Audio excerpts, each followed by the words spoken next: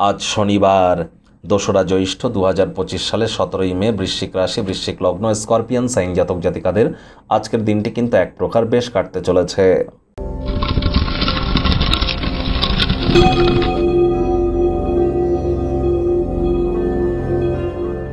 ভিডিওটির শুরুতেই স্ক্রিনে আপনারা দেখতে পাচ্ছেন শনি মহারাজের বীজমন্ত্র ওম প্রাং প্রিং প্রং স শনিশ্চরায় নমঃ।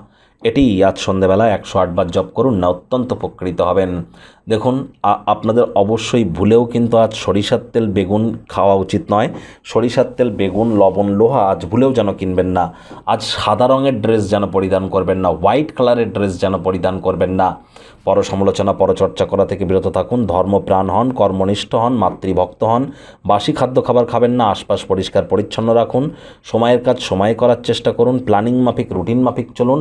এগুলো যদি করতে পারেন তাহলে আপনারা কর্মফলদাতা, ন্যায়াধীশ এবং দণ্ডাধিকারী শনি মহারাজকে সন্তুষ্ট করতে সক্ষম হবেন।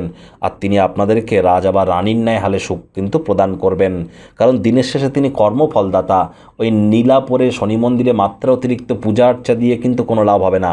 কর্ম করলে তবেই কিন্তু কর্মের ফল পাওয়া যাবে, আর কর্ম না করে কর্মের ফল পাবেন আশা করেন কি করে? এই যে চলতি যে সপ্তাহটি আপনাদের ক্ষেত্রে ঠিক কেমন অতিবাহিত হবে, অলরেডি চ্যানেলে কিন্তু ভিডিও আপলোড করা হয়েছে। সময় সুযোগ বুঝে দেখে বা শুনে নিতে ভুলবেন না। ভাগ্য মিটার আজ আপনাদের বলছে 7.5 আউট অফ 10 ভাগ্য আপনাদের অনুকূলেই থাকবে, তবে অর্থগত ব্যাপারে আপনাদেরকে একটু সাবধানতা অবলম্বন করেই চলতে হবে। আজ অন্যের মনকে বা আপনার নিজের মনকে আপনি যতটা সম্ভব ভালোবাসা, আশা, ভরসা, বিশ্বাস, আশাবাদ, পজিটিভ থিঙ্কিং এগুলি দিয়ে আপনারা দিনটিকে অতিবাহিত করতে পারেন, সেটিই কিন্তু বেটার। কায়িক পরিশ্রম হলেও তাহলে দেখবেন শরীর মনে সতেজতা এবং তরতাজাই আপনারা অনুভব করতে চলেছেন। অর্থগত ব্যাপারে ব্যয়বহুল একটি দিন, খরচ বাড়বে। নতুন উদ্যোগ পরিকল্পনার পাশাপাশি নতুন নির্মাণ কার্যকে আজ পিছিয়ে দিন।